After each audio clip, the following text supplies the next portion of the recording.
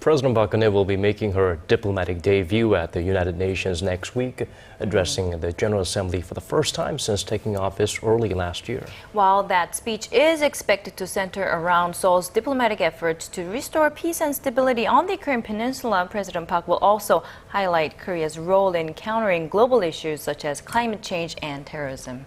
For more, we are now joined in the studio by our presidential office correspondent, Choi You-sun. Good to have you,Yu-sun. Hi.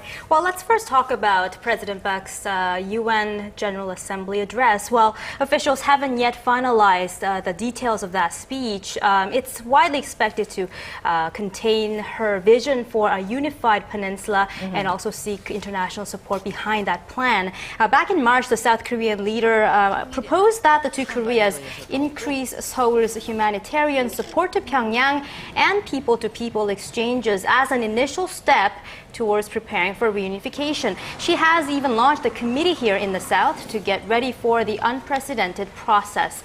President Park will also likely talk about rebuilding inter-Korean trust to resolve the North Korean nuclear issue and to bring peace and prosperity to Northeast Asia and Eurasia. It's also possible she might say something about the North's human rights record. And the UN General Assembly this year is receiving much attention, especially because North Korean Foreign Minister Lee Soo-yong is attending the session. So what can we expect from him? Well, Lee, who's going to be Pyongyang's highest-ranking official to attend the assembly in 15 years, is likely to defend his country's nuclear and missile development as well as its human rights record.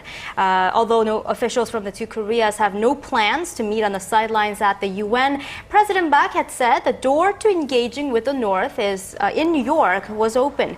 But it's the North's human rights issue that will garner the most attention.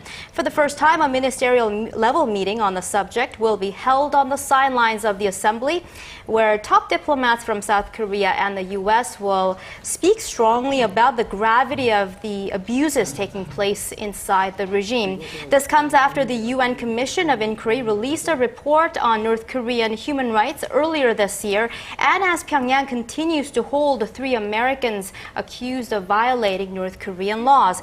North Korea contests the international community's condemnations, and its foreign minister is expected to rebut the claims in his address to the assembly.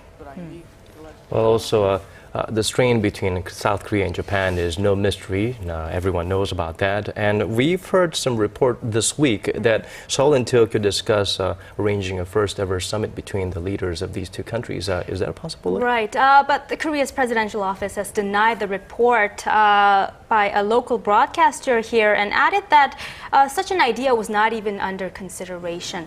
Citing an unnamed source, the report said the two sides discussed President Park visiting Japan on her return from the UN, but that talks were later called off after Seoul determined that Tokyo's position on historical issues was not satisfactory. Earlier this week, President Park urged the Japanese leadership to make what she called a courageous decision to apologize to the victims of its wartime sex slavery and restore their honor. But there's still a possibility the two leaders could engage in talks at the UN. And President Park will highlight Korea's contribution to other global issues as well. Right, addressing the UN Climate Summit next Tuesday, the president will introduce her government's efforts to build a growth engine out of the global problem by converging IT with culture and other sectors in a creative economy, spurring growth and expanding new jobs.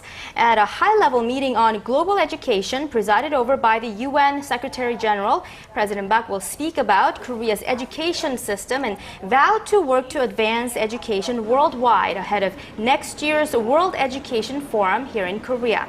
At the U.S.-led Security Council meeting on foreign terrorist fighters, a mounting issue of concern, especially in the Middle East, President Park is expected to stress the need for international cooperation to counter the phenomenon of foreigners joining Islamist extremist groups. She will also announce ways that Korea is willing to help in global fight, likely in the form of humanitarian assistance. And Yu-sun, you will be traveling with the president next week, so we do have a safe trip, and we'll talk to you next week. All right, thank you.